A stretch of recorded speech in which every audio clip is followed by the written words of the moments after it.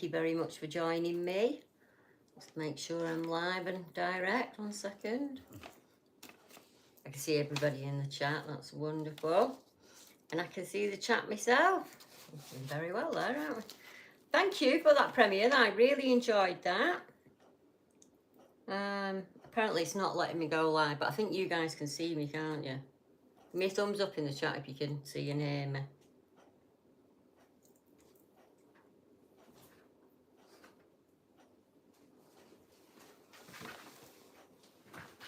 No, I don't think they can.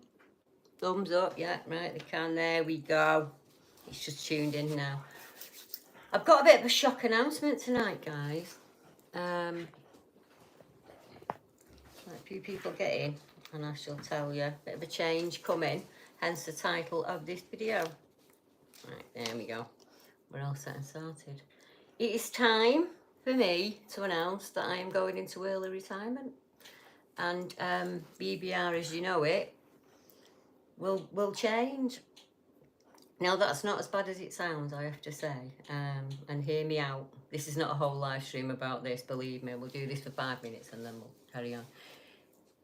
I've got so much going on with like offline things and jobs and TV stuff and everything else that I'm going to have to scale things right down.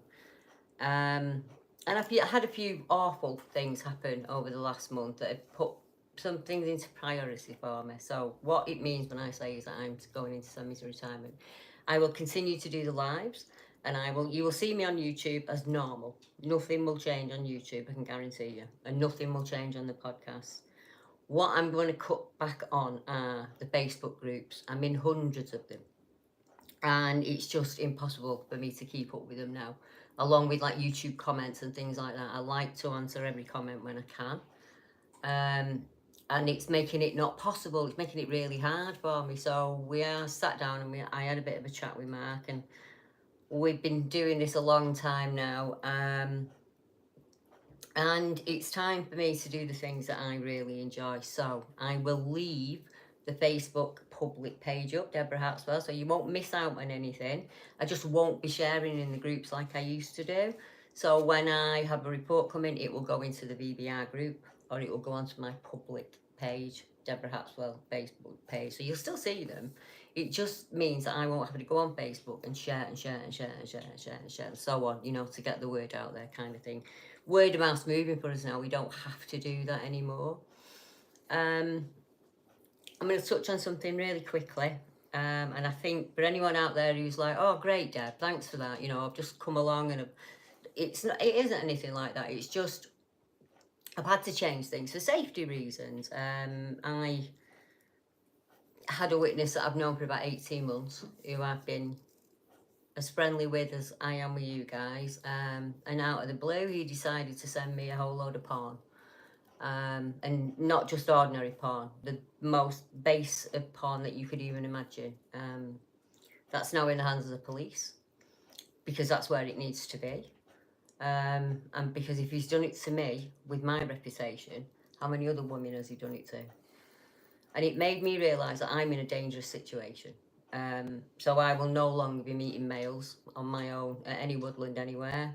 If I'm having a conversation with someone who I don't know, Mark's going to be in the room with me. There's been a number of things like that where males have just really crossed the line with me, and it's put things into perspective where I'm like, I'm done. I'm absolutely done with that side of things. And honestly, guys, that's all come from Facebook. None of it's come from YouTube. None of it's come from the podcast. I have no problems when I'm over here. There's no drama. I absolutely love it. The second it's tipped me so into Facebook, it's Debbie, this man in this group said something about Alaska and you need to go in and sort it out because you're the head of the internet. And I just think, So when somebody decided to ring me last night at 11:30 at night on a Saturday because they'd seen something in a Facebook group that they felt I needed to know about, it kind of was the straw that brought the camel's back, because people tend to do that. They will see something and they will just randomly ring me at any point during the day or night, and I think, I've got a family, you know. I'm not running ICI. It's just Facebook, you know. It can all wait. Joking, I'm trying to Oh, Joe's already done it for me. It is awful, and it's awful that I've been put in that position. And as I said to Joe earlier, he even did that thing that some males will do where he made me feel like it was my fault that I was offended at what he'd sent me. And then I just thought, no. The first time that happened to me, I was 7 years old. And the last time it's going to happen to me is at 57. And they're not just two separate events. You know, as every female knows, it's happened throughout my life. But it won't happen again. Because I'll never put myself in that position again. And he's to blame for that. So if anybody's really irate about what I'm doing, I'll steer you in his direction. Because honestly, like I say, if he's done it to me, how many other women has he done it to? And I might have put him in touch with them women, and I am mortified, absolutely mortified. So I will still be putting people in touch with each other, don't get me wrong, I'll still be doing that, but everyone's going to have to be vetted. You know, it's not, I can't just now put a lady with a gentleman, I can't do that now, because that's been spoiled also by some males thinking that it's a dating site like Grindr. I guarantee you that not one female got in touch with me at BBR because she was looking for a date. She got in touch with me at BBR because she was really interested in the subject, or she was a witness. And I can say hand on heart, not anybody that listens to my channel is to blame for any of this. This has all come from Facebook. Yeah? So the common denominator there, guys, is Facebook, isn't it? So let's get rid of that. Let's concentrate on what we should be. And it isn't just that, I have to say. I've noticed a growing trend in groups, and I'm going to be really honest, and a lot of people are not going to like this when I say this, right? But it would seem to me that many admins are too frightened to actually say, no, actually, that, no, there's no way. That is not a dog man stood there. I'm sorry. Because they're too scared of upsetting people in the group. If you're allowing images like that into your group and not asking for comparison shots, then there's no point me being an expert in there, because you're not teaching them the right thing, and I cannot be complicit in that. I know people have to learn. I had to learn myself. I thought every wood structure out there was a Bigfoot structure. It wasn't, you know.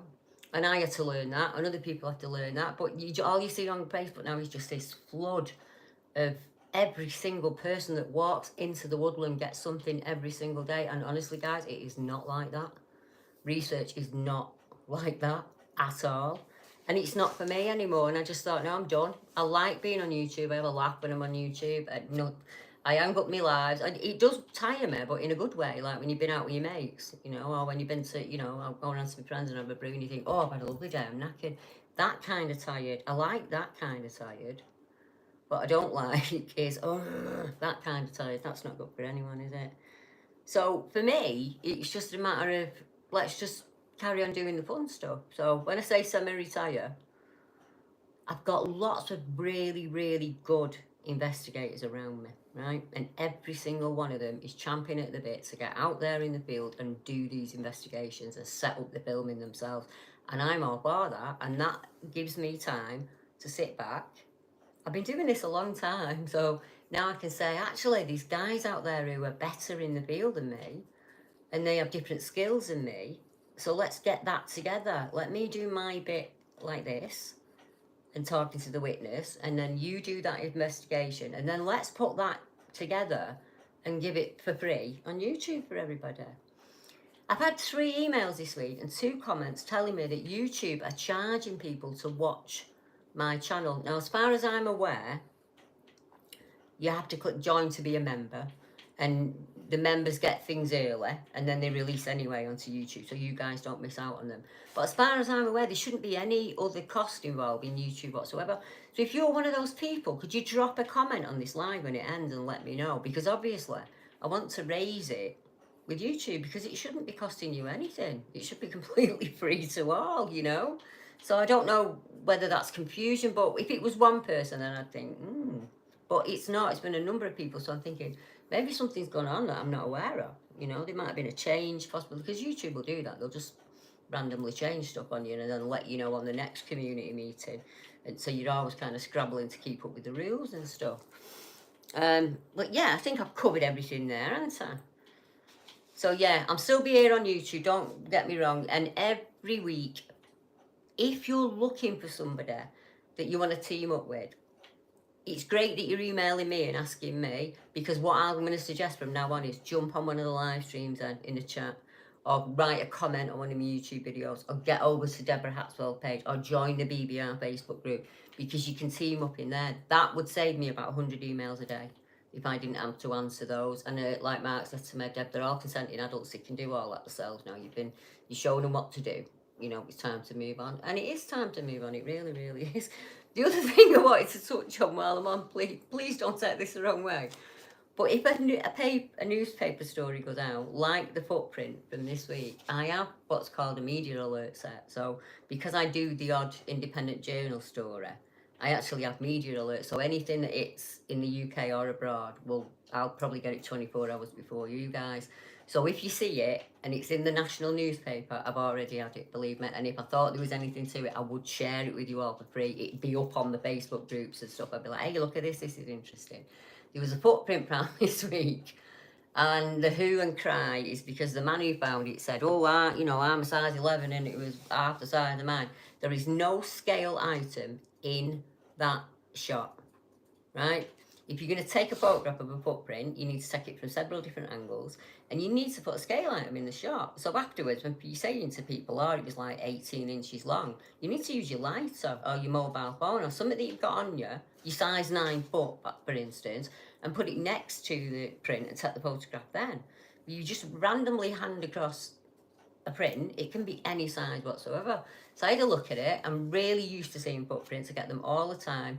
We always start to get them at the beginning of February, March, because the new foods are out in the woods, the sun starts to come out for the first time. Lots of people, believe it or not, go outside and out on the feet. I'm one of them. I will ground myself wherever I feel like people running those running shoes, and a lot of them are very indistinguishable from a bare footprint.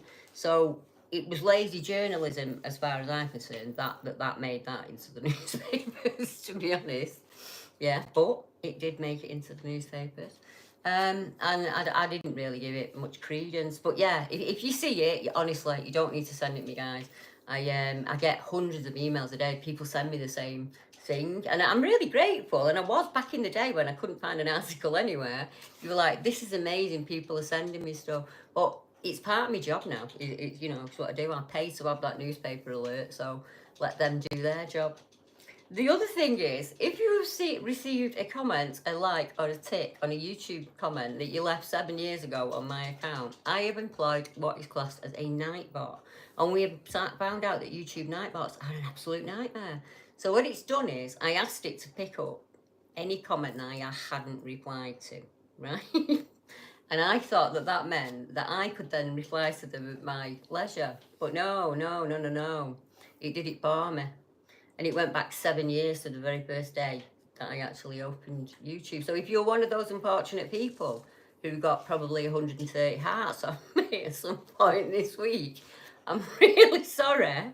I've sacked my chatbot, and we're not going to be going that way again. Oh, Piglet's saying I've got a Bigfoot cast. It's in the other room. I can't get it yet. I've got one from Bluff Creek. Adam Bird bought it me many years ago when we first opened BBR, and I still have it to this day. And Stu laughs because I say it's in my knicker drawer. It's the safest place to put a print. Where can you put a print? Simon. Oh, I'm sorry I forgot your name, Simon, but he's a famous author, and we were doing a talk, me and him, Simon Clark. We were doing a talk in Hull. Paul Sinclair was there, and Yvonne Fielding, and a few other folks, Emily Jones. It was a really good day.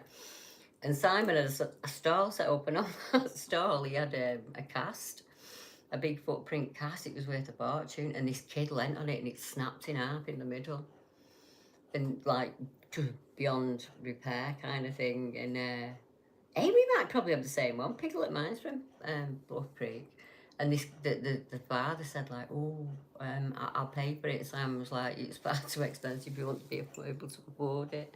But yeah, hi Alison. I am Mark. If I've missed anyone in chat, I'm not being ignorant. It's just I have to look down to see the chat, and I'll be staring at it all night. Right, let's move on to happier times now. So I might cut this bit off so people don't have to suffer me moaning about how hard my life is. Right, in the premiere earlier, we were talking about Gowi, and I wanted to clear a few things up with you. Some people have said to me, wow, we've got Gowi creatures now. I think what me and Steve meant when we first started investigating it was, we were trying to, well, Steve came up with it first, to be honest. Let's give credit where credit's due. Steve realised, because he listens to reports from all across the world, that that baboon kind of description of the Gowi was also being mentioned in some of the UK reports. And he said to me, he was out near Stilberson racetrack, and I've got a photograph. I'm going to put it up as an article so you can read all this in depth. But he's seen something running away, and the stance he's given is oh, can I get on my, Matt, could you hold this while I get on my side? Getting my thumb done again on Friday, aren't I? Might have a working thumb again after Friday. Just hold it for a second. Right, so Steve's done this stance like this. So they got this thing running away, almost like in that thinker pose kind of thing, with its arm out the back like that. And I thought, oh my God, I've heard that, darling. I've heard that stance so many times from the witnesses. So we started looking for, let's see how many reports, let's find out the description of a Gowi, the habits of a Gowi, and the kind of areas we should be looking for them, and their history, like you would with any cryptid. Pull them out as a different category from, say, a wood rose or the dogman sightings that we see. And let's just narrow down those kind of reports. So the easiest one's Thetford, because the witness described it as a baboon, upright on two legs, down on all fours, was about 7 foot tall when it stood up on two legs. So that is a very different, I can see glasses in there, you glasses. That's a very different description from your typical woodwoos, shaped like a man, no hair on the base, you know, man, for all they're covered in hair, very quite manly. The big difference in facial appearance between a human and an ape. A gorilla looks different to a chimp, that looks different to a bonobo. Even ape species have their own morphology, right? So it could be that A, the witness doesn't know what to call it, so that's the first thing that's come to mind. Well, that tells me it's had a snout. Because if it's a flat base, I mean, don't forget I work with a lot of witnesses. If it's a flat base, it's usually ape-like. They'll say it's ape-like or gorilla-like or human-like, or, you know, a mix between the two. If they say, you'll often hear no ears on top of head, but a snout, but not like an Alsatian or a dogman, like a snouted baboon. Joe, what would you call like a staffy snout? Or like, it's shorter, innit? Like, not like a pug, but then you've got like the greyhound thing, or then you've got like an Alsatian or a German Shepherd. But there's some dogs that have a shorter snout, and a number of witnesses have mentioned that to me. This almost baboon-like snout. So as Steve said, if it fits that Gowi pattern, and to pull them out and differentiate them from the woodwoos, you know, and the dogmen, let's put them under that category. And then let's see if the behaviour is the same. In Thetford, that's one of the very rare reports where the creature steps towards the man. 9 times out of 10, you'll hear them say it turned and it went off into the woodlands.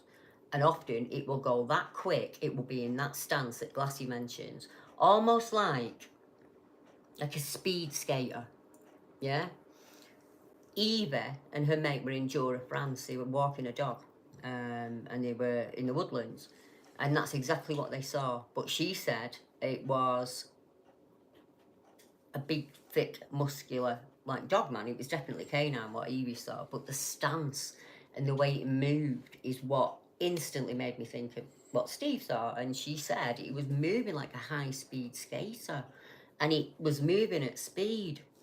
And oftentimes, people, when they first either A, connect, or B, start researching, and they start seeing things in the woods, it'll be really quick. It'll be like, and you'll just put it off as like, oh, just something in your peripheral vision. But what if it's not? What if it's that thing moving at speed that I can now see move and Steve can see? Because you're eyeing, you get an eye in eventually, and it's like, oh, you bastard. They will circumvent you. And there'll be a million times when you don't know they're there. But all the one time in 10 years you see them, I would not be able to hazard a guess at how many people walk their dog while one of these things has been in the bushes. It's got to be, hasn't it? we've got to have been near them at some point, each and every one of us, without realising, you know. And sometimes if you're not into this subject, or you don't, how would you know? If you were walking and you heard something rustling on the, you know, the side of the hill, you might think it was like a weird fella, or like a deer, or, you know, a dog. If you don't know the subject, we probably all have been at some point. How many females out there walked the dog and thought, oh no, you just get that complete woof. Well, men get that as well. They can be fishing, they can be running, they can be on the bike, but that feeling of dread, when it comes over you, then you're being watched. There's been, I don't know how much they paid for it, but there's been numerous studies on the feeling of being watched, and each and every one of them has come to the conclusion that when a human being does that, then it's correct. Oh, thank you, kids. That's really kind of you. You guys are absolutely awesome. If you have that feeling when you're out somewhere that you feel like you're being watched, trust it, because you are being watched. Somewhere, something is watching you. And I don't mean that in a scary sense. 50% of it probably scary, but there'll be a creature somewhere watching you. You know, that's why we have that sense, so that we can pick up on that. And a lot of you yourselves have done it when you've been out with a dog or out with the kids, where you feel like somebody's walking behind you and you turn to let somebody pass and there's nobody there. That's your sixth sense picking up on something that's behind you, you know. It's just, we need to trust that. So I think that's what we're kind of saying with a Gowi. When I'm pulling the reports and Steve pulling the reports, it does seem to be a bit more of a, get out of my area. Whereas with some, it's like, oh, you're disturbing me, I'm going to go away. There are intermediary reports where people have said to me, you know, Debbie, it looks at me with like complete condemnation. Or it looks at me like I was shit on its shoe. It was so angry that I were there. You know, and it not everything's like this. They're not the same, are they? Not every single report is the same. I screamed and ran. Other people freeze and get a really good look at it and it runs away. Every single one of them's different. And then you're pulling out little bits. And I don't mean cherry picking. You're looking for coordination. So I'm looking for patterns. So I'm looking for the word baboon now. On every report we've got, we're pulling out baboon. And then I'm thinking, I've got to pull gorilla, because in that Gowi stance, it talks about it being down on its knuckles like a gorilla, or moving like a gorilla. So I've got to pull them. And could we class a gorilla snout as like a Gowi? I don't know. I'm not an expert on Gowies at all. I have branched out. I've sent messages to every credible researcher out there in the world, like, please teach me what I need to know, kind of thing. And lots of you were helpful with that, because you put me, Deb, speak to them, Deb, speak to them. So I have done. That's what I've done. Hopefully try and get them on the show as well to do an interview, because you guys have all got the same questions that I've got. So let's do a bit more of that going forward. Instead of me wasting my time on Facebook with people arguing, why don't I coordinate with some really decent researchers across the world and get them on the show for an interview or a live stream, and get them answering questions that we have. The next thing I wanted to touch on, Napalm, who is our neighbour, by the way, is what I meant by the grin.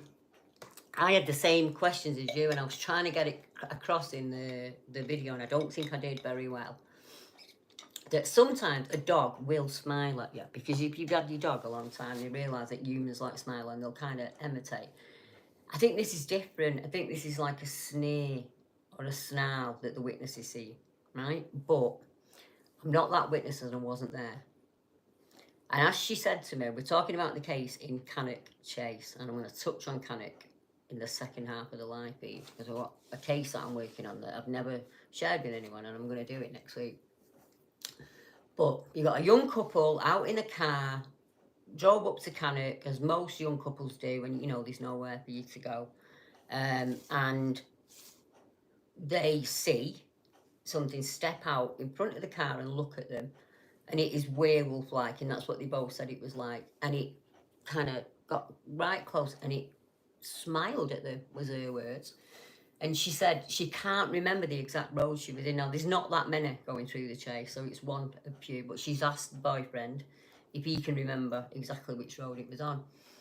There's also another report, Broxton, of a young couple in a car, sat up, and a grey-coloured hyena-looking werewolf that looked really sickly and ill pushed down on the car bonnet of their car, and it had yellow eyes. And the guy and her are screaming their heads off, and a car's coming up behind them, and luckily the kind of lights from the car behind's lit up, and it's made it run, and it's run off. Two different cases, but both right up close, and they were both in the 90s, so we could be dealing maybe with the possible creature, the same creature. I don't know, I really don't. But then I'm looking for other cases with this grin. Northeast, not the Ponteland one, the one that's just about 20 minutes out the other way across the mining land. She said, Bella said, it bent down, that creature, and grinned her. And then off it went into the woodland. Now, she didn't feel any aggression from it at all, but I don't know what its reason for being there was, and Bella wasn't. They both walked away unscathed. It went about his business, and she did the same thing.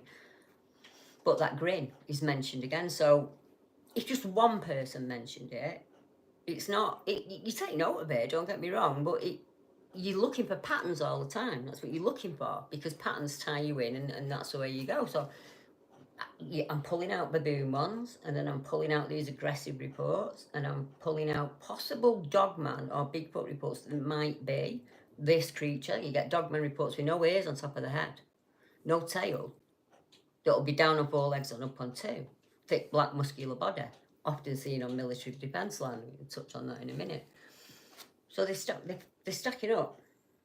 So I only put about 10 reports in that podcast that's just gone out tonight, but there were far more than that, and I will be touching on those subjects as we go forward.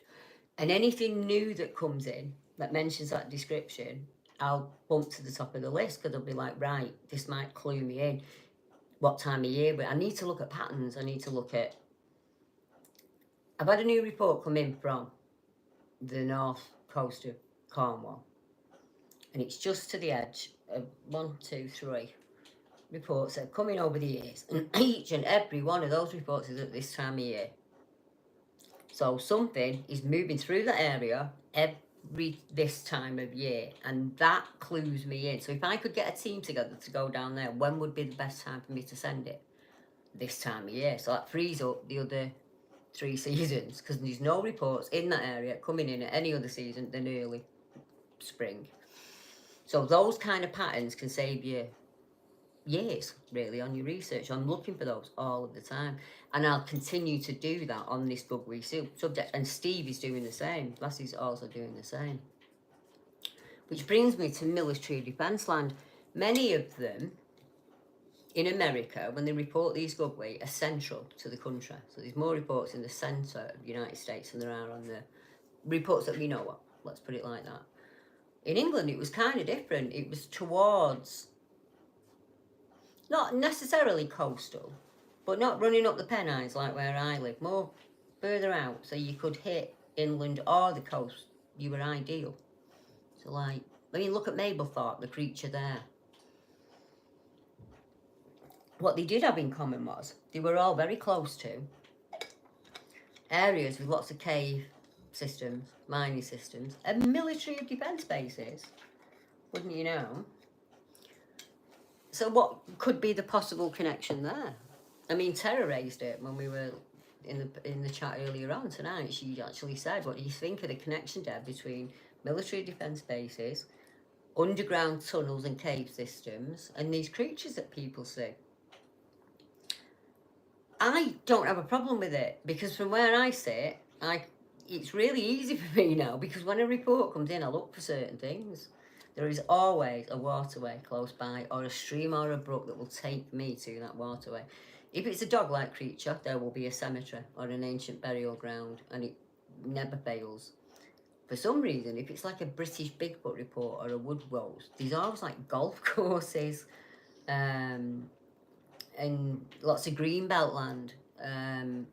So you start to notice patterns and the difference in the things. If you look at Cannock Chase, all of the Bigfoot reports are in the middle, and all of the dogman reports are on the edges. So you seem to do separation of reports, and that's an interesting pattern, isn't it? Is that their territory, and that's their territory, or is this what's different about those areas?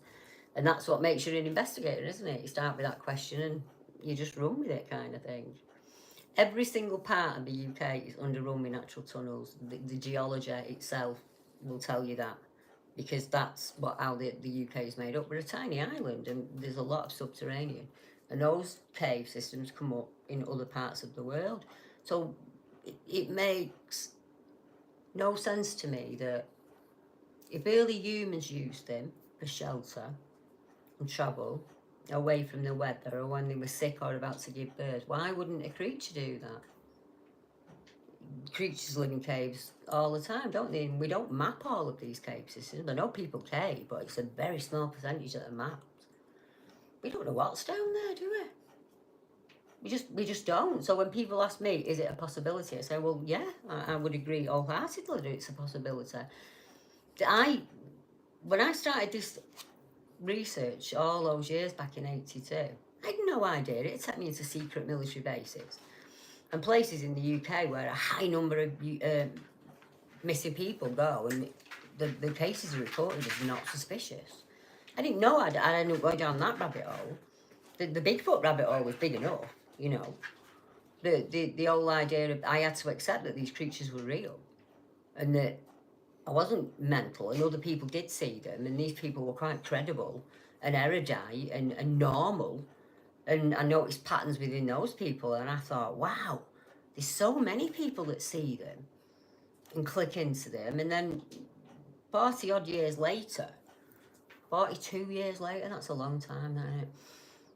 I now know the Brecon Beacons is one of those areas where a high number of missing people go, and people report UFO, spectral lights, strange noises over the Brecons all of the time. Todmorden's the same, Salisbury Plain. I didn't know about the underground bunkers at Salisbury Plain till this year.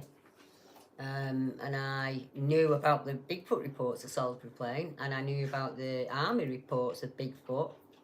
You know, when you've got an army, a colonel, oh, not a colonel, bloody hell, Deborah, you've just given him about 8 ranks above what he was. You've got a guy in a tank and his gunner, and they both see a red-haired creature up on 2 legs running off into the woodlands, and they reported it to their superior. Georgie was called, I can't remember his last name. And his granddaughter got in touch with me through YouTube, and she said she was incredibly proud of her granddad to be coming forward and talking about it. And I would have been as well. It must have been so hard. Because when you know, when you're in the army, it's far harder to report something like that, isn't it? Other than if you're just a civilian, there's a whole other connotation to it. But luckily, someone reached out to me and said, "You do know, Deb, that these supposed bases here," and they sent me a map of where they are and everything. And I thought, that's amazing. If I can find somebody in the Salisbury area who's up for going for a bit of a, you know, an urban explorer or something like that, I can just send that information over to them and get them to do it, rather than me getting in my car, driving down there, making Mark go down there and film it all, getting back in the car, driving home. Just like, can't do that. Can't do it with my vertigo in, I just can't do it. So it's like, brilliant, I will just message every urban explorer that I can find on YouTube or out there, or if you guys know anybody, you know, hit me up and I'll say to him, this is the information I've got, these are the sighting reports that I've got, do you fancy going there and doing a bit of filming? There's so many. RAF Falconbreast springs to mind, doesn't it, Steve, straight away. They called it the standing wolf. That had a snout, hence they called it the standing wolf. That was seen by US soldiers and English soldiers, have been reported since the 1970s. There are other cases in that area. Even though it's not as military as it was, that Monk's Wood, every single one of those witnesses over that 50-year period said the creature ran up into Monk's Wood, or that creature ran up into the woods at the north of the base. That woods at the north of the base is a nature reserve, and you can go anywhere you want from there. Is it the same creature because it was seen over a 30-year period? Or is it different creatures seen on that base? I don't know. But I'd love to get someone down there, give them all the information about the cases, give them all the information about the base, and say, run with it. See what you can do, you know? I'd love to do anything like that and just give it out, to do some collabs and get it out there and say to people, yeah, go for it, why not? You know, they'll have different ideas than me. They'll have different thought patterns, and like, I reckon it'd make a really good content, and we'd get a lot farther in our investigations as well, when you think about it. So I'm up for doing a lot more of that going forward, hence the semi-retirement. I'm 60 in a few years, guys, so at some point I will be retiring. I will be saying, right, I've done my bit, I'm stepping down, and I'm going to go and enjoy things with Mark. You know, not everybody. There'll be a point when I'm going to retire, and like, let's get that in motion now. So there's loads of investigators out there worth a salt that are really, really good, and it's just a matter of me asking them, do they want to collab, and do they want to run with it? And I think that's much easier for me to do than trying to organise it all on my own. And we'll talk about the meets at the end for that reason. Right, let's look at the specifics of creatures that are seen on military defence land. Most of them are mentioned as having illumination or eye shine. So like the one at Bempton, people catch the eye shine of it. And that had a similar stance, a sort of similar running stance, actually, thinking about it as the one Glassy mentioned. In fact, it was stood like that and it turned dead quick into that stance. I've heard that from a guy in BC, Tennessee. I'm trying to think of them all now because I've not got my map up. There's so many, almost like the disc, that statue you see with the guy with the discus, like almost like that kind of. There's an early depiction of early man doing the same kind of stance. Pro Magnum, I think. Yeah, if I can remember rightly. They're not the typical Bigfoot or woodwoose description. So one of the early ones I can think of is the one at Dartmoor, the wild man that was arrested at Dartmoor. He was described as a wild man. Still hair covered, but a wild man. So they didn't say he was an animal. They said he was a wild man, and he was taken away by the government. And nothing, you know, nobody's ever heard anything about it since. Jonathan Downs investigated that case for the Fortean Society. So the government must have known then. And there are cases, each researcher, if you reach out to them across the UK, will have at least one case, including me, where there is a car that's there. Bit really weird, and it's like they were waiting for you to get there. Kind of bit Men in Blacker, if you get what I mean. Bit strange, and you think, how did they know how that? I've seen that car like a few times when I pulled up here. And I'm not pulling up here on a regular basis, so just, you know, some might say we're paranoid, but I know people who've had cars outside their house and people who've had strange envelopes posted through the door. You'd be amazed what other investigators, you know, happens to them. Strange phone calls.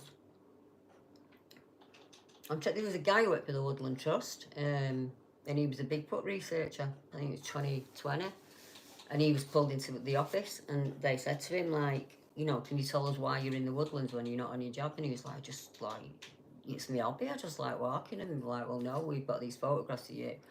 And so someone must have followed him in and took the photographs. He'd lost his job. And like, how can you lose your job over a bit of Bigfoot research? It's not like you're out murdering people, is it? All he was doing was walking the woods looking for sign. Because his idea was, he worked for the Woodland Trust, so he knew what was bushcraft. He knew what the animals had made. He knew what was left by the wind and the weather. So if it stood out as an anomaly to him, then it was worth taking note of. So someone must have followed him. And the excuse that they used, it was because he'd used the works ban to go back to the woodland after work. That's absolutely, that can't get over it, mate. I was stunned. Actually, it might have been 2018, thinking about it. But that was it. That was over and done with for him. Because obviously then he's got to go and find a new job and all of that again, hasn't he? And he didn't do anything wrong. He didn't do one like he did out when, you know, he was in woods and it was bad or anything like that. It was just why, you know, I think it was why you're looking for Bigfoot kind of thing. It's ridiculous. But he'd had an experience himself. And he was the type of person that had been in the outdoors most of his life. So he was really credible. He was a really credible guy. And he was making great strides in his research. And I'm not going to tell you what area he was in. It wouldn't be fair. I'm hoping he's still out there doing it. And he was getting really, really far, to be honest. And they kind of shut him down. And people have said to me, Dev, at some point, you'll talk about something and the government will shut you down. I've had 2 car accidents when I've been parked up, not moving. When cars have just come at us out of nowhere, and it was like, believe me. I think people might have already. I mean, they've tried financially several times, haven't they, Mark? Oh, yeah. I don't care. I'll come up again in a different name. I'll do something. I'll keep fighting. You know. And sometimes I think the fact that I'm so gobby helps, because it's like people will notice when I'm not here, ranting and raving, won't they? I would imagine. But because my corner looks cosy, does it? Me fluffies. I love me fluffies. I'd survive my heart to have them, you know. He hates them. But they just remind me, my nan had them in the 70s, and I really love them. I have my nan's sewing machine and everything. I've got Fred's, I can't get up and get them, but I've got Fred's horse brasses that Glassy sent me. Yeah, next to me. I have them, they're out and my thing. I used to polish my hands every week and do a door knocker and a letterbox, and I'd get me 2 and 6. And I told Fred when I was on the phone with him, and he sent me them. Yeah, and I'll treasure him. I'll go everywhere I go now. Everywhere I go. I'm trying to, like, not influence people, Steve. You know what I'm like? I'm trying to, like, let them get comfy with the subjects and stuff. I just think I've been pigeonholed so many blooming times. Like, Deb, you've seen this, and Deb, you saw that. And I don't know what he was, what I saw. I think he was a Bigfoot. I think he was a Bigfoot. But I don't know.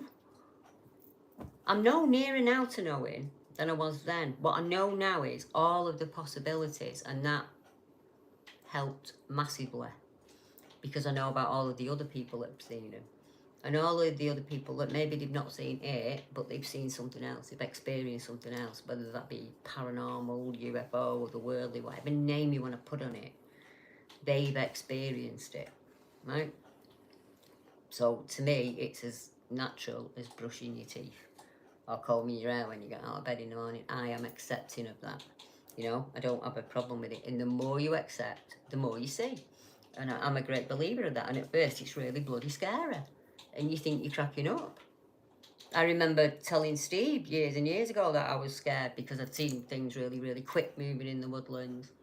Yeah, and he said, told me himself, and he's like, I have, Deb, and then Kat told me, and I was like, oh, thank God for that, it's not just me. And that's what we do, and that's what we're here for, kind of thing, you know. Rob's just said that he's really looking for some answers on UAPs.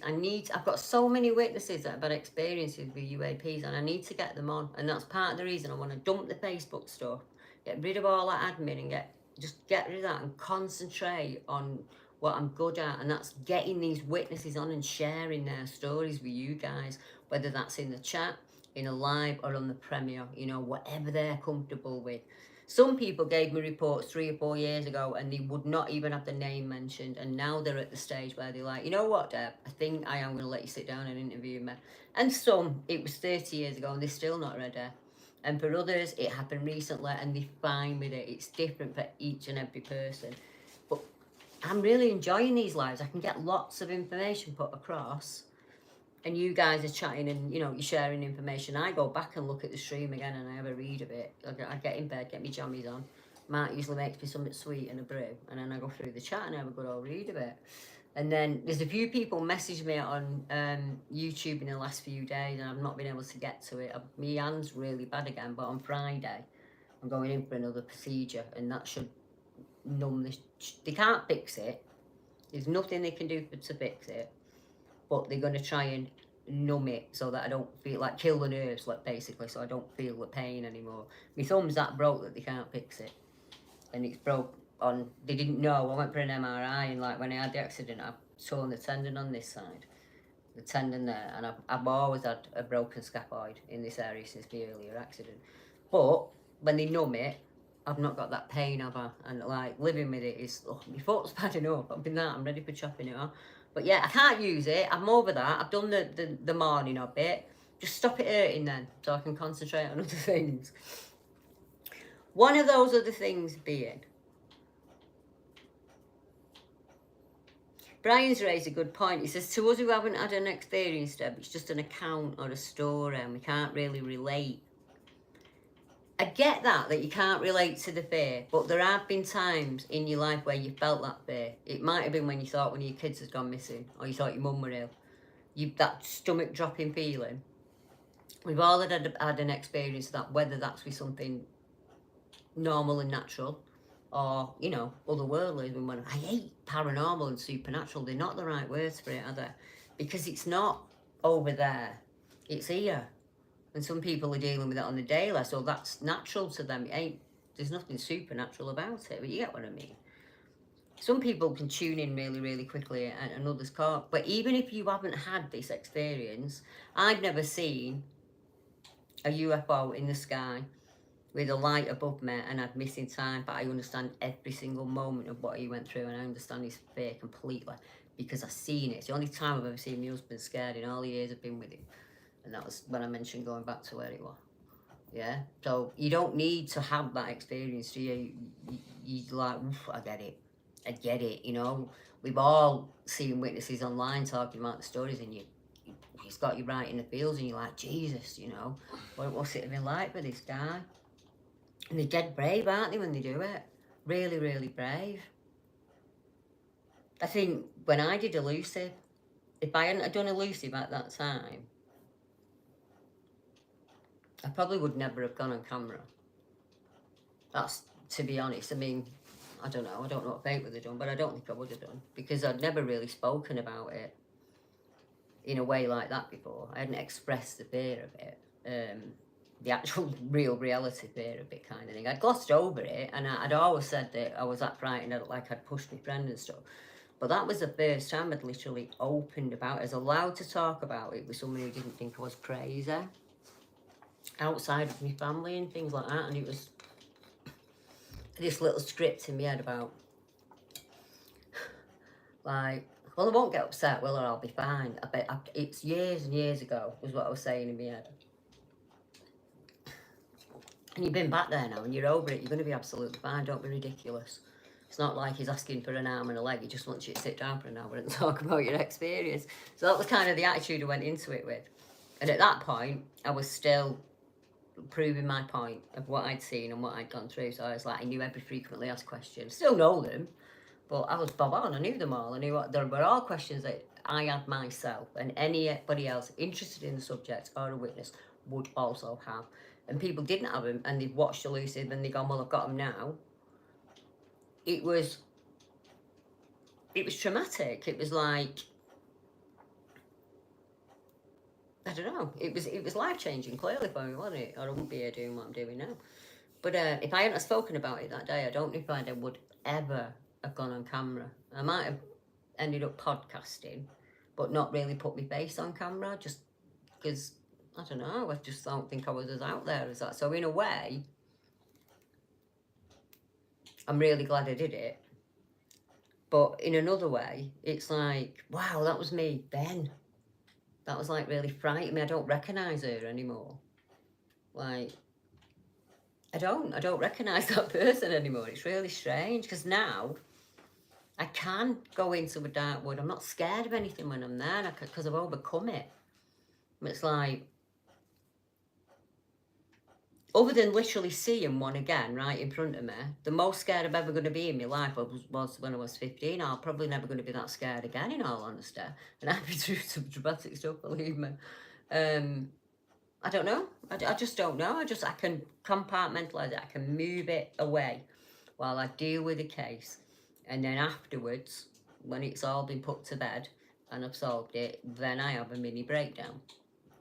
And one of the things that people have started asking me to do, and it's very annoying, is, can you curse my neighbour? Or can you curse my mother-in-law? Or can you curse my friend? And obviously the answer is no, not really.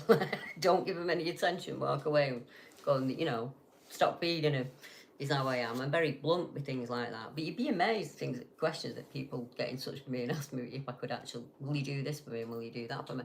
And if I did, I'd be in a million pieces. And what I try and explain to them is, each and every time that you do that, regardless of what your intent is, something has to come back at you. It has to. It's the law of averages. So if I deal with something for you, I'm going to have something negative come my way, and I have to deal with that.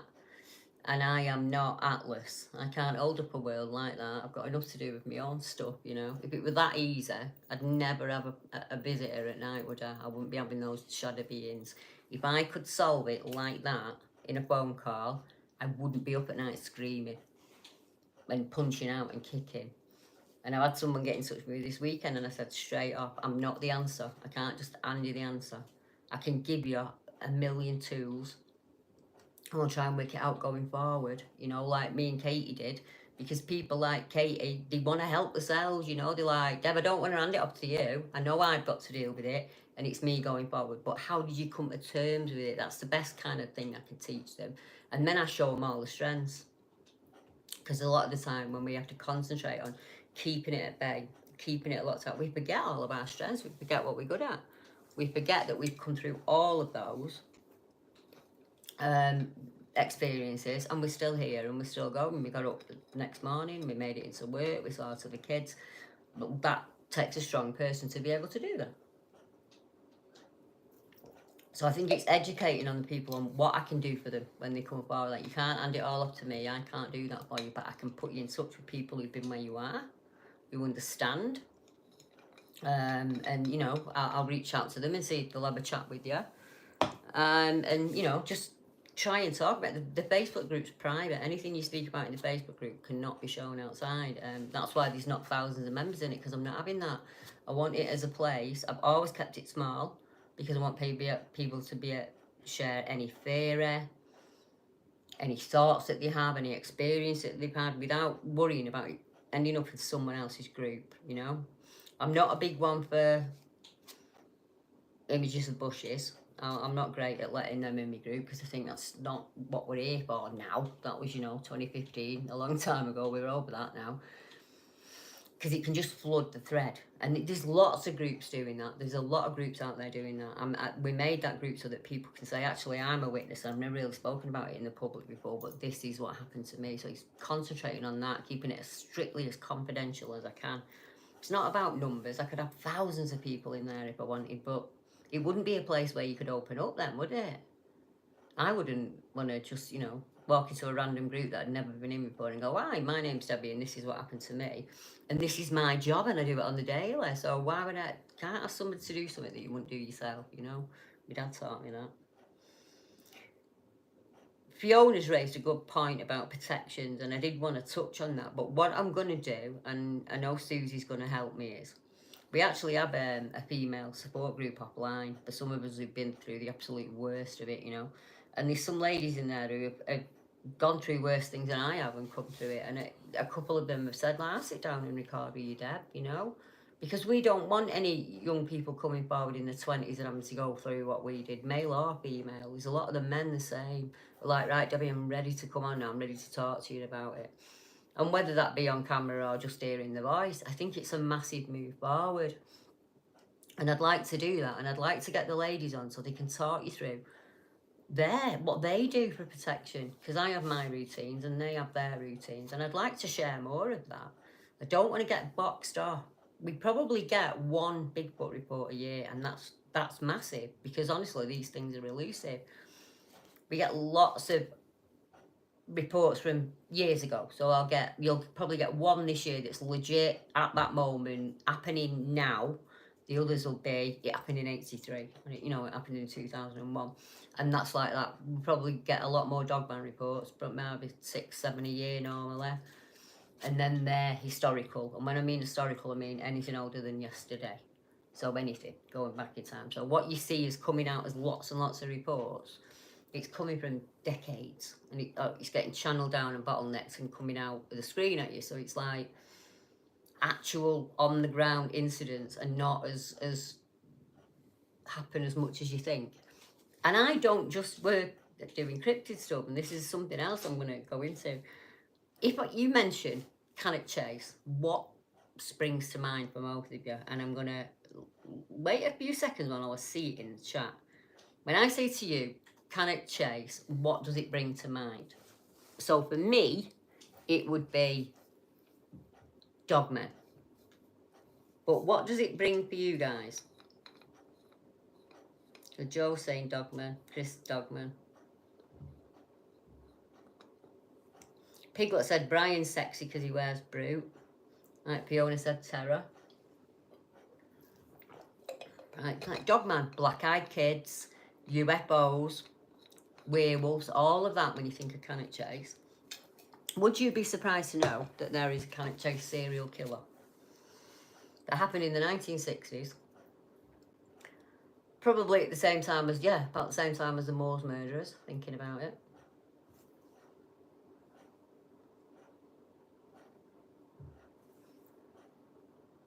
So, like, people know about it, but they don't, but you can't name the victims, and I was exactly the same, Joe. I can name all of the Moors murder victims. So I started looking at this case, and I'm working. I've got this PDF on Cannock. If anybody wants the PDF on Cannock, it's completely free. I will try and remember to add the link in on this, but if I don't add the link in, leave me a comment, say, Deb, you didn't put that fucking link in. You always say you're going to do it and you never do. Or just slip me a comment. But I've compiled every single report that's come in from Cannock, whether it's BBR or off the web. I'll put it in one PDF document so that you can just read about them, really, if you wanted to, because it's too big to put them all into one video. So that's why I did that. While I'm working along that side, I keep thinking about those bloody girls and Jane Taylor and the fact that Jane's never been found. And what people don't realise is I have an actual background in plotting crime. Not in the way that you think, like organising armed robberies and stuff. Looking at offenders, what their behaviours are like, and their habits. So we call it geological profiling. So it's a way of looking.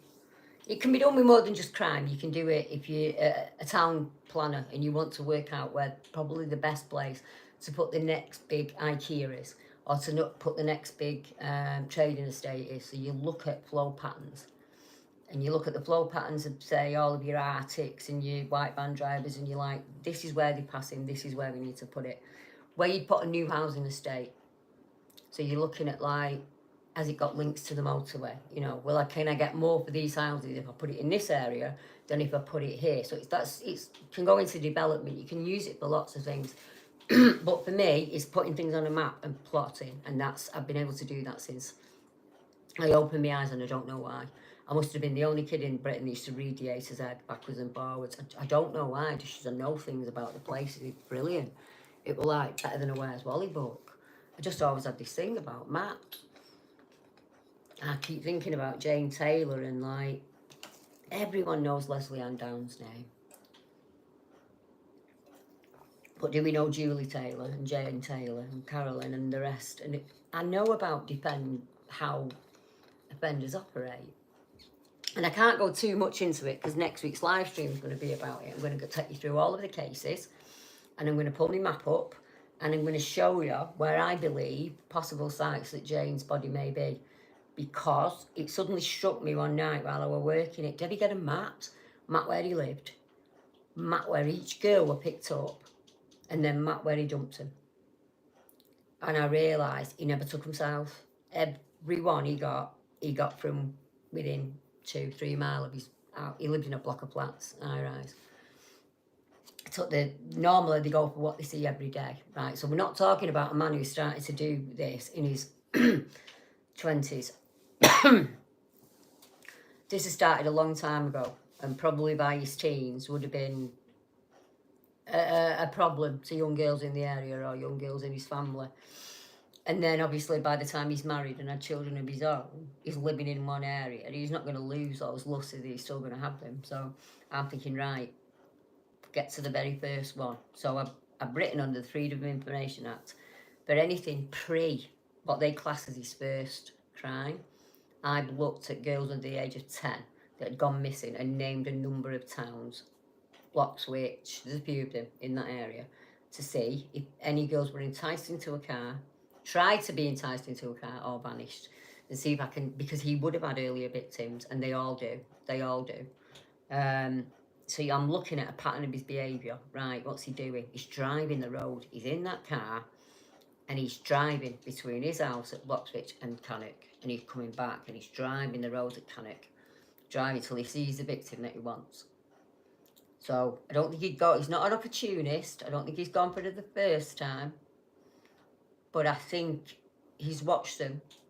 And then he's done your mum sent me, because that's what he did. And 2 girls got away. And they said that thing. And then another girl was found. The first girl he did, Julie Taylor, was left for dead.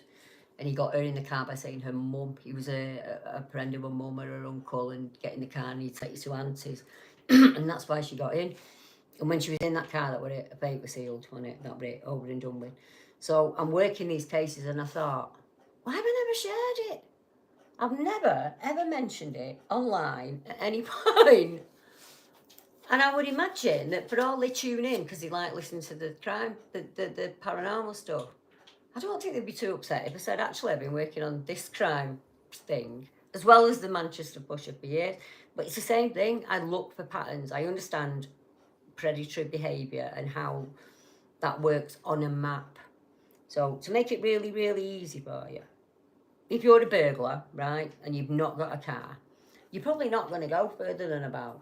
So you've no car, you've no bike, you're on your feet, Shanks' pony. You're going to go within the first 5 miles of your house. Yeah, and probably the first couple of times when you're young, it's going to be one of your neighbours in next streets over. And as you kind of get more confident, you work your way out. And then as you get a bike and a car, and you're mobile, it spreads out. So if you plot each crime on a map, where it will cross, it gives you zones. And the redder the zone is, the higher probability that that offender lives in that area. If you do it with Jack the Ripper and you do it right, you can get it down to 4 streets in the East End of London. And one of the suspects actually lived in he was a boarder in one of those, not a famous suspect, not the one you hear all the time, a very credible suspect, because Jack the Ripper was not a famous doctor or anything like that. He was like this guy at Cannock, he fitted in. If he'd have been walking around like Quasimodo, or, Ed Gein, he fitted in. He wasn't a weirdo or someone shied away with. These girls got in the car with him. So he looked like the dad or the uncles or the brothers' friends. He looked like a local man. He spoke with a local accent. So he already put her at her ease, And that's what they are, these predators. And I understand that behaviour. So I can look for that with Raymond Morris and say, do you know, Raymond, you were a wily bastard. You took them all to the same place. In all honesty, he got every girl from within 2 or 3 miles of his house and he went north with them to Cannock. And that's where he dumped them. He dumped 2 of them in the same place. So I look at it. I need to get my feet on the ground down there. But I look at it on Google Earth and I pin it and I think, it's that fucking gully. He dumps them in that gully, right? Where's he dumped the other one? Oh my God, it's the same. It's like looking at the same place. So I'm like, right, I know that Jane Taylor's somewhere where we've got a gully or 2 embankments. He can park, so he's not far off the road. He's walked in less than a mile, less than a quarter of a mile with each of them. He is not a sophisticated killer. He does not cover that body up and eradicate all clues. He used his own car. He took from his own area on his own doorstep. And when he dumped him, he tipped and dumped like a fly tipper. So they were there in the open, ready to be seen. So we're not talking about a sophisticated killer here at all. We're talking about a man feeling his lust. And then when that lust is over, like, oh shit, what do I do with this body now? Because that's always the second problem with a killing. What do you do with the body? And for him, he just tipped and ran. Because he was that arrogant, he didn't think anybody would be able to pin it on him. And honestly, the woman that he was with, his wife, gave him 2 false alibis. Until she realised that some of the photographs they found at home were her young niece. I'm getting angry. I always get coffee when I'm angry, don't I, Mark? I hate people like Raymond. 4 years before, he'd have bunged the bastard, and that's what he deserved. But he got life. Lived for 45 extra years. They didn't get that, then did the thing. But yeah, if you're not into stuff like this, then probably don't tune in next week, because that's what next week's one's about. But it's more than that. It goes into more than that. I'm a nosy, get me, so I use a lot of sources, and one of the sources you can use is Ancestry, and you can get hold of anyone's cousin or great cousin or anything like that on Ancestry, and I've managed to do something like that, but that's all for next week.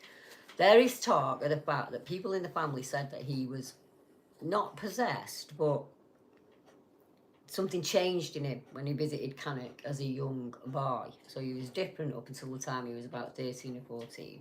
He'd gone to Cannock, he'd had an experience, and then all this started. Now that could be the family going, oh no, he's not a weirdo, it's because of something that happened. But other people in life have said that he was demonically possessed, or that there was nothing behind his eyes, almost like evil had got him.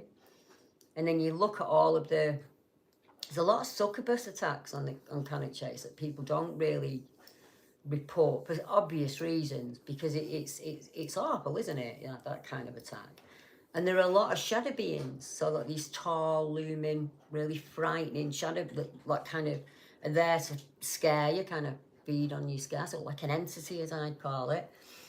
So my interest in it is it the area that's attracting this, you know, it's his hunting ground, it's his dumping ground. It must be an easy place to find a victim, you know, especially back in the 60s. Kids played out all the time, didn't they? They went out in the morning and come back at tea time, and the chase would have been no different to that whatsoever. But I've managed to find 3 places where I think he could possibly have dumped Jane, and sadly one of them has been built on, but 2 of them are still in their natural state. They won't be exactly the same as it was in the 60s, but it's the same kind of area, isn't it? So I want to get my feet on the ground. So I've applied under the Freedom of Information Act for, as I say, any girls that went missing from about 1962 up to 68 that would have fitted. So you would have been around 10 years of age or younger. And it would have been a man that was trying to entice her into the car. So I'm going to do that. Then I've applied to the police archives to see if they've got any information on the case. I want to know his previous addresses and where he worked, because a man's comfortable in 2 places. One he knows like the back of his hand because he's lived there, and one he knows like the back of his hand because he's worked there, because it's something you do every single day. So I need to know that, and then I can look. Say he lived in Dudley for 3 years when he was 21 to 24. I'm going to look in those streets where he lived to see if there was any police reports made of a man that was either peeping, because he would have been committing other crimes. He wouldn't have just instantly done this in his 20s. He might have been stealing or pilfering. There's a build-up that they need, and that kind of thing. But he would have been trying to entice young girls. He would have been that guy in the car that said, get in, I've got some sweets. Get in. And I mean, he's managed to do it successfully. You know, it's Jane, 1, 2, 3, it's like 5 victims and all, because of the police sergeant who was on the case at the time in the 60s, and has recently said, now she's in her 70s, that she believes, and Scotland Yard believe, that he is at least culpable for 2 other murders in the area. Not named or anything like that, but those cases will have been reported. So it might take me years to tie it all together into one big thing, right? But I don't mind putting the hours in. So that's another reason why I'm semi-retiring. I am pulling back from Facebook and all of the admin and all of that, you know, sending out letters for BBR and stuff. That's not happening anymore. And we're going to concentrate on the meat and potatoes like this. So those abduction witnesses that are out there that have been waiting over 3 years for me to interview them because I couldn't get to Yorkshire and I couldn't do it, I'm now happy to do it on Zoom, so we can get them on and get them talking. Mark said he'll sit down and talk about his experience. To just do more and more sharing like this, and then I'll bring you some of the cases that I don't talk about on camera, because I've worked a few murder cases now, haven't I, when I think about it. Yeah. And I do it for free. People always say, oh, you must go. I don't charge anything. I do it for free. I do it in my spare time. Because to me, it's the same as fishing or riding a bike or going out on a horse. It tunes me out, and I'm doing something useful and interesting. And I might never find her. People have searched since the 60s for Keith Bennett on those moors. Many people have, and it might be the same for me with Jane, but I've got to try on her.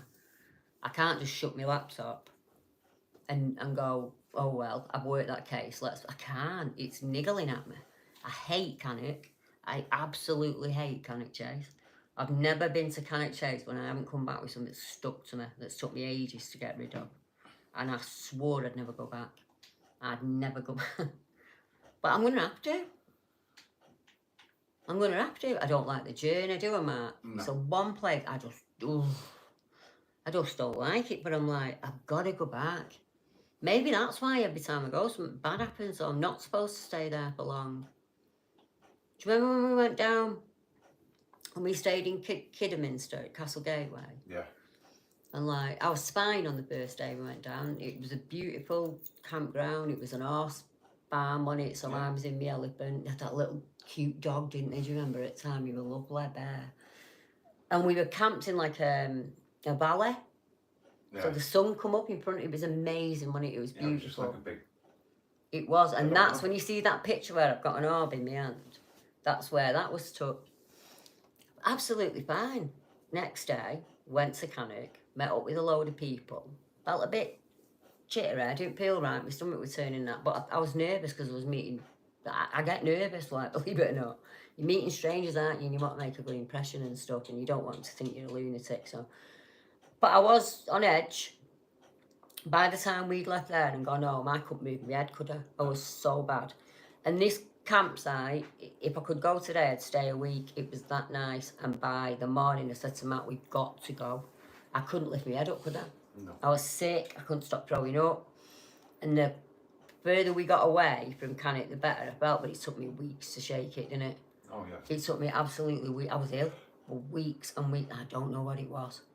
And it scared me. And I'm like, I'm never going back there. I'll never go back to Bempton. And I'll never go back to Cannock. And I say that all the time. There's two places I'm scared of. It's Bempton and Cannock. But I'm going to have to go back. I want to stand where the high-rise block was, where he lived. And I want to see what he could see. And I want to drive those roads and see how easy it would have been for him. You know, I need to find out when the motorway was built. Was the motorway built at the time? Because if not, that A road would have been the main thoroughfare. And I think that's the one he used to take him north to Cannock Chase. So I know a number of psychics have said that they've managed to get in touch with the girls over the time. Well, I need to get in touch with them. I need to get as much information as I can. And I'm really thinking about going to the newspaper, the Cannock Times, and saying, this is the work that I've done on the case. And this is, you know, what I'm looking for. Does anybody remember the case? Is there anything I've missed? Is there anything I've got wrong? Or just to try and raise it again. Some woman might think, actually, when I was skipping and that bloke come, or when I was out with Anne-Marie and this happened, it might twig for someone. We might get another clue, because there are supposed to be other victims of him out there, and I'm convinced that there are. I really am convinced that there are. And it's one of the things that I'd like to carry on going forward. I don't want to keep boring you. That what time are we on? Are you all okay for a bit more? We're on 10 o'clock. Do you want me to hang about for a bit more? Joe will. Our poor Joe, she had a really sad loss this week, and I'm not going to go too far into it because it'll get her upset. But she does a lot for me, just Joe. She never asks for any thanks or anything like that. And yeah, but she absolutely, you know, Joe, she's dog mad, isn't she? So if you can pop over to Facebook and give her a like on a post. Sadly, Daisy passed away this week, unfortunately. And we've all been there, haven't we? That's the pets are our easiest hello and our hardest goodbye, aren't they, Mark? My two are over there. My two are over there, still with us. And Roy's down there asleep on his bed. My Pepper was 23, my cat. I had my cat the same amount of time I had my youngest daughter. You know, we forget how long they are, aren't they, when they're around. But yeah, I'm thinking about poor Jane again in my head. I can think it's like she's lay there shouting my bloody name. But I'm going to have to do something about it. I've got a few talks coming up across the country, so I'm going to go into the meets now. And for anyone who doesn't know, we used to actually meet up at random places. Back in the early days, it'd just be for a couple of hours. We'd rock up somewhere and tell people we were there, and people would come out and meet us. And then we did a camp over, and that was a success when it in Wales. Yeah. We enjoyed that, and I'd like to do a bit more of that. Probably not going to stay in a tent again. I don't think I'm up to that yet. But lots and lots and lots of the really cheap campsites of shepherd huts and yurts. And I had a look the other day, and there's lots of options that would work for me that I'm happy to do, that I can bring Roy along with me. So I thought, right, while I'm booking in to do these talks, I might as well book an extra day and let people know I'm there and say, like, right, I'm doing a talk today. If you want to come along to the conference, that's great. Here's where you get your tickets, blah, blah, blah, blah. Or I'll be around the day after at 1 o'clock at blah blah park or whatever. But if you're in an area, and we were talking about Wales before, people want me to come to Wales. I'd love to come to North Wales. If somebody could sit down, the hardest thing about meets for me is I don't know the area, so I'm trying to look for somewhere where there's a cafe, toilet facilities, on roads I don't know, in areas I've no idea how to get there to. And it's like, so I have very limited choice. So I'm either having to go like for the woodland ones and then charging you 15 quid to park, and I don't want to do that. Every single one of you out there knows a decent dog walking spot that's got a cheap car park or a free car park next to it. That's what we need. And then I just say to people, right, here's my dot, here's what I'm going to be. Bring your own brewing tackle, bring your own food out. Well, let's get together and have a gab and a laugh and a chat. Let's do that. Or I'm at this campsite. Do you want to come out and meet me? So I'm going to need a bit of backwards and forwards for you guys. I'm happy to get the meets up and running again. If you could come meet me halfway and do some of the organising yourselves. Now, we're not organising for school children, so there's not a lot involved. We just need a place, a day, and a time to meet.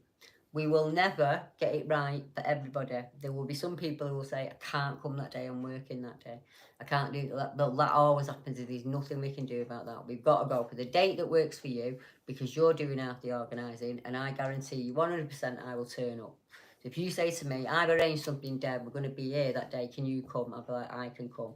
I'll get in my car and I'll come down. Yeah, I'll come. Even if I can only stay an hour, I'll be there. And then I might have to come home, but I will be there, because that's what we're trying to do. And I'm hoping we get a couple of stayovers. So I'm like, actually, I'll finish that talk at 6 o'clock. By 8 o'clock, time for me home. Do you want to meet at the beach?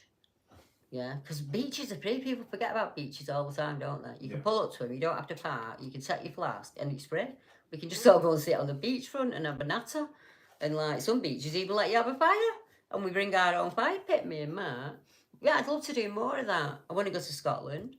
I want to go to North East and see Stu, Deb, and all the witnesses up there. I need to get down to see Joe, as far down to Southampton as I can. I think up to now, the farthest I'm going is Pewsey in Wiltshire, but that's quite far for me. So I'm going to have to make that. That'll have to be like a 3-day thing, because I can't do the journey in one. But he's willing to work around me, so I was like, yeah, why not? I'll do it.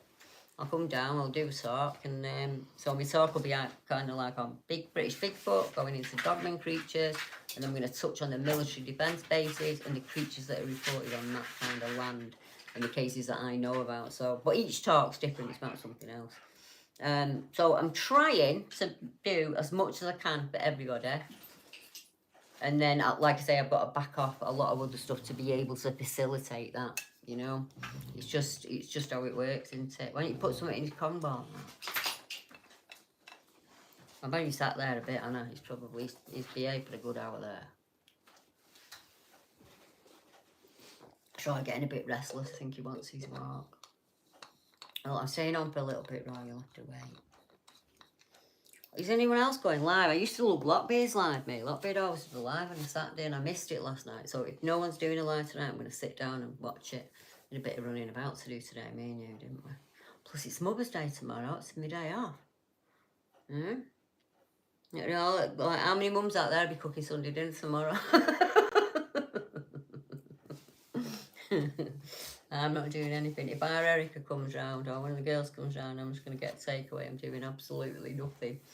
That's my plan for tomorrow. Budgie smugglers. What are they talking about in chat? Oh my goodness. I like reading it. When I read back after it, I think you load of nutters. But yeah, it's interesting today. So this week, I am back at the dentist, getting finished off this week. So next week, when you see me, I'll have lovely shiny rain at Lynn's. Get my hand sorted this week, so that's 2. Not got any physio or anything like that this week, have I? So I've got a bit of a relaxing week this week. I'm going to do some more work on the Cannock murder, see what I can pull out. It's dead hard to do freedom of information. They're not my favourite thing to do. Actually, North Scotland, there's nowhere in Scotland that's free of cryptids. As you cross that border at Northumberland, then they go from the east coast across to the west.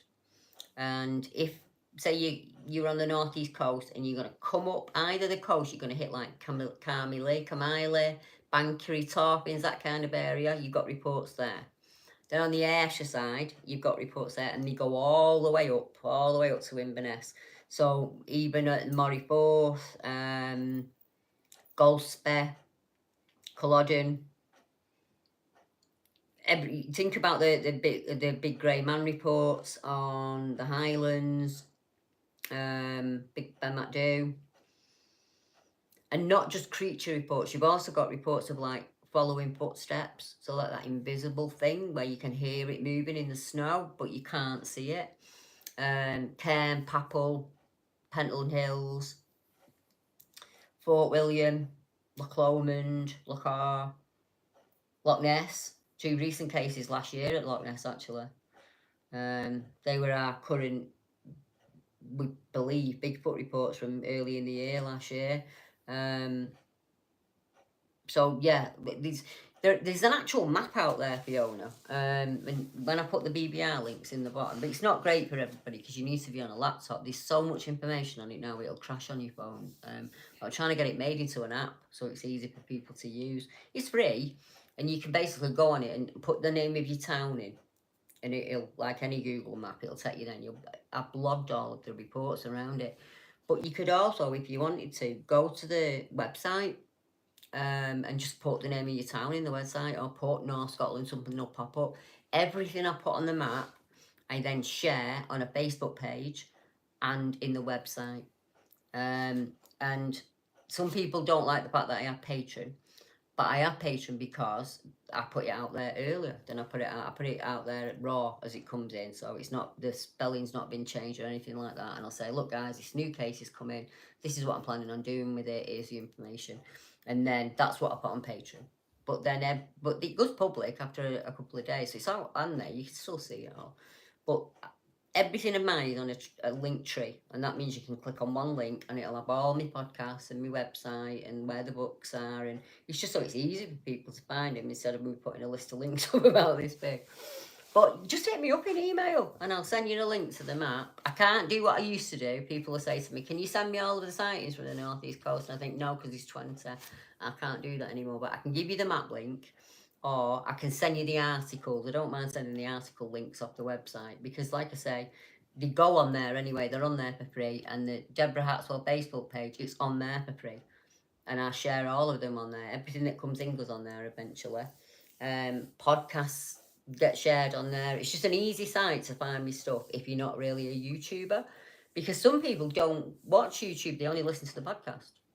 And other people don't do that, they just like the website. So it depends on what you like, innit? What media you're after, kind of thing. I do have TikTok and Twitter and things like that, but honestly, it's a bit much to keep up with, you know, it's a lot. So I like concentrating on narrowing things down. I need to employ somebody to do my TikTok and with Twitter and things like that. But I do share posts on Twitter. But generally, if you want to know about a sighting in your area, it will be on that map, on that website, or on that Facebook page. You'll be able to find it because all of those have got a search option.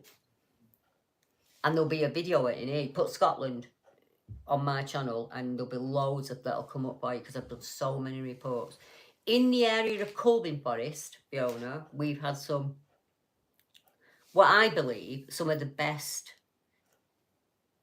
anomalies in the woods that I could count for. So I'm talking like glyphs, strange structures, not man-made bivvies, what look like natural bivvies. Like if you were out for the night going after a deer and it got windy, you'd pull that bracken over and get in it, because we weren't great at making, you know, when we made structures, we didn't make 5-bedroom houses with an inside toilet. We would dig in, we make debris shelters. So humans, as we do now, want to do the least amount of work for the best amount of game. Work smarter, not harder. So what's easier to do? Build a wooden bivvy, or all that bracken there and that moss at 6 feet high. Why don't I get in under that and get in it? Or that haystack there, that big pile of hay, is going to keep me warmer than any bivvy. So it's about your environment, knowing it and knowing how to live in it. So early man would have stayed in one area for a number of time till he had almost depleted the resources, and then he would move on. So when the fish would jump in the rivers, he'd be near the river. And when it was time for the berries to, right, that's where he'd be. That's how we lived. We were foragers, we still are. And that's what our diet's supposed to be now, like a wild man's diet. It was only modern man that settled, and that was only like 300 years ago that we actually started to settle, and everything happened around the time, a town, because of industrial revolution. Before that, we hedge foods were part of your natural diet, you know. Regardless of where you lived, I'm not talking about these like magical properties. When you were a kid, you would have picked blackberries because you didn't sell them in the shop. You went and you picked them, and your mum made jam with them, or she made a pie with them. Same as apples, you went and scrumped them, didn't you? You picked apples. That's how it worked. So they weren't in the supermarket 365 days a year.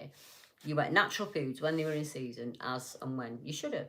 And we didn't have a surplus of things, so we were like preserving them in different ways so that they lasted throughout the year. So like I've already said, on a jam and a pie, but you can make fruit leather that lasts forever. Make your fruit leather, and you don't have to do anything to it. You just got to sit it out in the sun, and then you've got like fruit leather for the rest of your life. But you would have known all of this. Like, it's easier to catch an eel on a woolly sock than it is on a thing, because an eel, grab a woolly sock, a stinky horrible old woolly sock, an eel loves them, and it grab on, and because its teeth go backwards, it can't get off.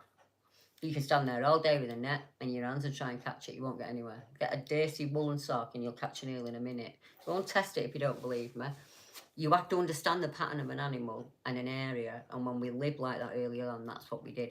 So when I'm saying anomalies, I'm talking in that kind of mind. So I'm seeing sign that deer are moving through the area, and something on 2 feet, not with a boot on, not we like not breaking like a human being. When a human being goes through the woods, you can tell. When a trained army evasionist goes through the woods, you can't tell, and they will leave a false trail. And you see that in areas in Scotland, like where you think, whatever this is, it's clever.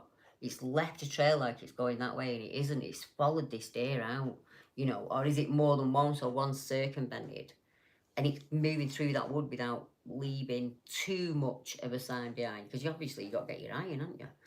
And then you're talking about poachers who were saying that the earliest report in Scotland is in 650, and it was made by the Gauls, and they talked about the satyrs or man monkey, and that they would steal fish from the nets, and they would steal females from the villages, and the only thing that scared them was fire.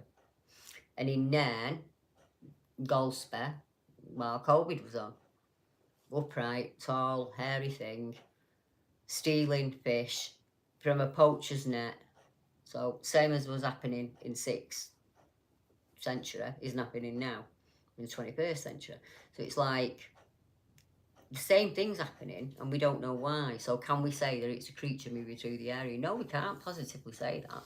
But what we can say is there is a consistent number of individuals who are used to being outside, who know the woodlands, who have seen something that they cannot describe, upright, on 2 legs, walking across that battlement at Culloden, yeah, by different people from different areas of the UK, to the point where the neighbours say, oh, you just ignore them, because they'll pass the cottage door on occasion, but they just ignore them. It's nothing, you know. And I don't know, maybe it's different for them. They're used to it. I don't know. I wasn't the investigator who spoke to the witnesses. So you've got to understand that I'm not forever up and down to Golspie or anything. So other investigators work them.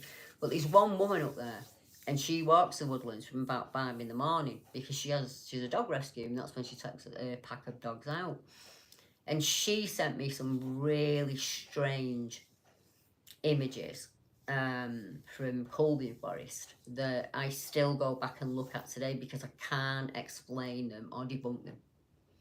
And that was one of the areas where we first realised that something was leaving a deer leg, high up in the tree, and it was doing it around the rut time, around autumn time each year.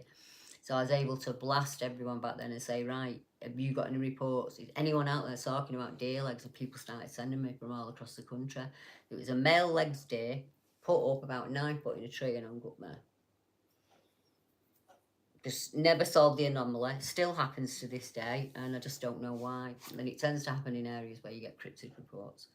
So I can't say that that's what's happening, but you hope that that's what's happening. But I don't understand why you want to do that.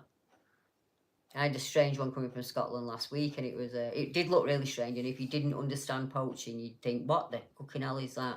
And what it was when a poacher will take a deer, if it doesn't want the hide, you break each limb, take the skin and leave the head. So you're just taking the meat and everything. And what you're left with is like a skull, and then pelt, and the end of the leg bones that they didn't want, kind of thing. And that's how you get it off. So some woman had found that, and I was able to say to her, no, that's definitely poachers. But that doesn't mean the other weird things you're finding in the area are not weird. It means the deer are moving through there. That's a good sign. That means that the deer population is moving through there, and some humans hunting it. So if a human's hunting it, then a big cat or a cryptid can do the same. Especially when you're out in the wilds like she is, you know. But the lass in Colbin was getting these really like white orbs, and you'd see them go across the path in the video in the daytime, so not just at night. I mean, we call them ghost lights in the end because we didn't know what to call them, but they'd cross the path in front of her as she filmed it. And you'd see the dog react to them. Like, it's really strange. And then there was one time when a member of a family was out and he got hit with a salmon. And it was an half-eaten salmon. The only thing we can think of is maybe a bird drops it from above. That was the only thing we could come up with. But his dog had started to react a number of times as if something was around the house. And we're talking in the area where you had that famous panther case, you know, years ago, if you remember, they actually put, oh, we got trolls in Joe. Is it that time of night, is it? Yeah. I'll bring it to a close then, because there's always trolls on a Saturday, isn't there? People say, do you want a different night, Deb? No, I don't want it. It's not my fault there's trolls out there. They need to go and get a life, don't they, Mark? Poor Jo, she's working her feet off here, Jo and Brian. Yeah, and we've got trolls in. Jo's a like troll. These are always someone in there. They make their mind up before they come in here. Yeah, we got less than 5 and having a good night. But yeah, Scotland is an area where there are a number, but you'd be surprised at areas like that. I'm trying to think, North East Coast is probably the more dogman reports than anywhere else in the UK. Surrey and Sussex, quite a lot of reports down there, Kent, that kind of area. Gloucestershire, like Stroud area, anywhere along that Wye Valley. There's a massive cluster of reports like that. And then like Thetford area again. So wherever you got the estuaries, you seem to get clusters of reports, and then they kind of follow the rivers in. And that might be that because us humans do that, and you need a human, don't you, and a creature for you to have a sighting. So that could possibly be that. But that's also an early foraging route. Once again, getting back to early man, you would use that route. You would follow that river. That's where your food is coming in. And if you're near the coast, you've tripled your food sources, haven't you? You've got all your seafood, all your seaweed, everything you've got coming out of the fresh water from the river. You've got your fields, your hedgerows, and your woodlands. So you've got a one-stop smorgasbord of food. And you follow that in, and then you start thinking about things like, well, they'd eat squirrel, wouldn't they? They'd take squirrels, small birds, any game that were out there. It must be easy to, like, maybe say you're in Saltpeat Marsh, right, and you're thinking, right, I bet a lot of stuff now needs to be walking on. So you walk to Chapel Lake Firth and you feed there for the night, and then when you finish feeding there, you work further up, so you like Flixton area, and you feed there for the night, and then you up to the Northumberland border there, and then you feed that. So if that's a route of something doing that, then that can account for each of those sightings going forward. The strange thing is, all of the sightings are either on or in between a military defence base on the northeast coast.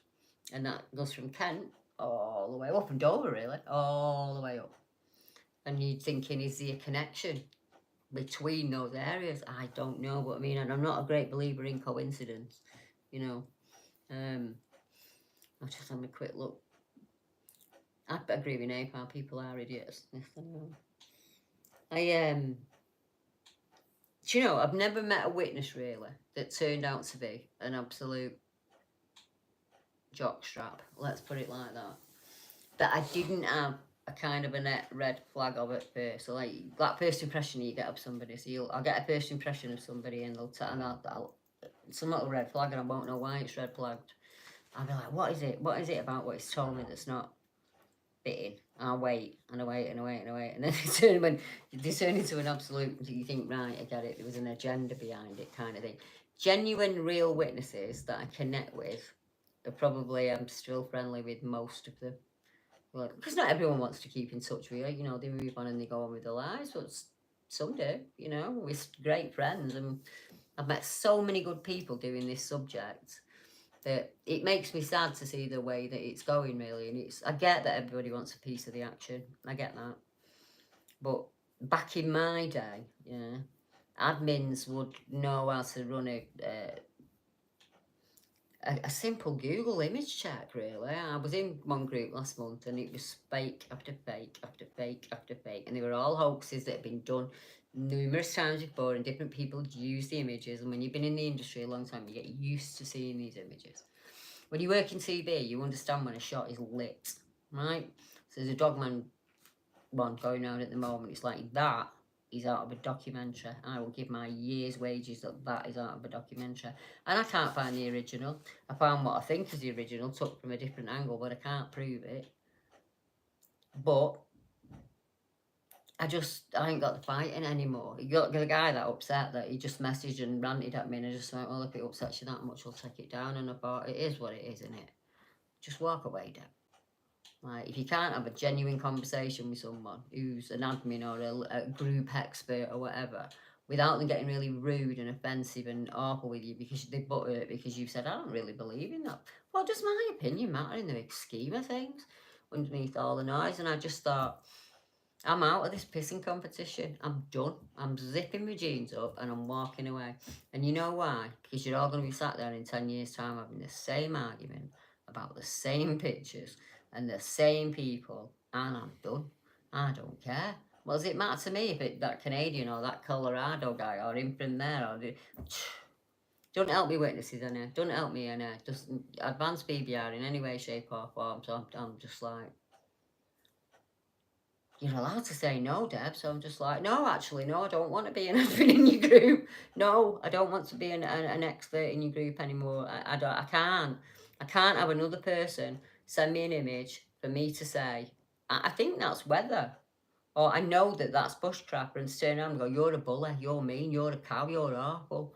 All right, well, I'll lie to you then if you want and say, oh, God, yeah, that's a burping den. And then if you want to run with that, that's not my character, that's not what I'm like. If it's a bibber and me and the grandkids have made it, I'm going to tell you it's a bibber. Like, that's a bibber, you know. If it's right though, isn't it, Matt? I've done it forever. And like I say, I've made those mistakes. People had to say to me, no, Debbie, that's weather. And I've looked at it and gone, oh shit, yeah, am I right? Fooling myself there, I don't know. But that's how you learn. So I can't be in an industry where learning is seen as an attack. I can't do it. So it's just like, your idea of an attack and mine is completely different. For me to be attacked, someone needs to come through that window and physically try and harm me.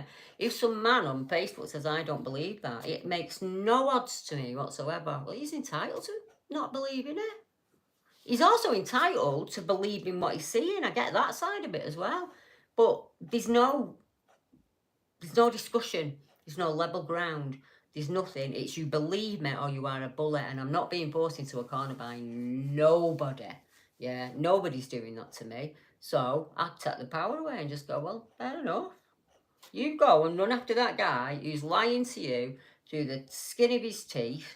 And eventually, that image, someone will go, yeah, here it is. And then you'll go, because I've had to do that. I went, when the Squatch Master first came out, Tim Stober Jr. was able to, because he was investigating in Salt Lake Park in Ohio, and Sasquatch, I don't even know if he's still out there, Jeff, but basically got his son to shake a tree and film it in a nudie, put it out there, find your Bigfoot on with it and everything. And Tim was able to find, within 2 or 3 days of the video going out, he found the park ranger, and the park ranger said, yeah, we threw him and his son out of this park pulling a tree out of the ground, right? He went on camera and said, yeah, I made it all up. I hoaxed the lot. I did all of it. You're all fools, and I did it for the money.